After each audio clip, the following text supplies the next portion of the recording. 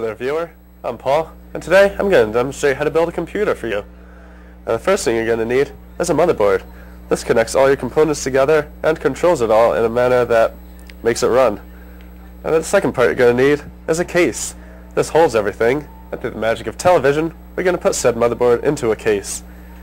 Now, the other part you're going to need is a processor. This processes all your data and essentially makes the entire computer work. Now we're going to put this into a socket 478 slot, secure it down with a lever, and we're done. Now to keep everything running cool and properly, we're going to need a heatsink. This thing just pops right over the processor, clips down with the mount. In a moment. Let's do it again. There we go. We just snap it down. Then you bring the bars over, and that's done right. Now, the next part you're going to need is RAM. This holds all the data that you're currently using, such as Windows itself or your internet browser. This goes into a DIMM slot right next to the processor. And again, it should make some satisfying clicks, like so. Now the next part you're going to need is a video card. This renders all the graphics you're displaying and fits into the PCI slot, the fastest bus on the market today. There we go. Snap that down. Perfect. Now the next part you're going to need is a hard drive. This holds all your permanent and semi-permanent data, such as when you save a file or install a program. This goes into the 3.5-inch bay, snaps down, and plugs in with an IDE cable into the motherboard, like so.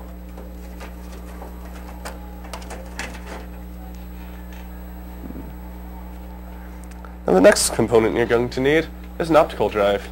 This reads all your CDs, DVDs, and Blu-ray discs if you have one. This goes into the 5.25 front bay. It slides in like so. Then slide that forward to secure it, and again attaches with an IDE cable.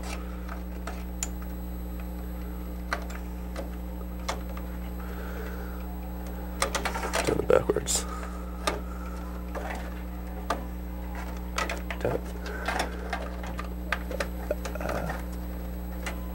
Perfect. Now to power everything, we need to hook it up with a power supply. This is normally located in the top left corner of the case.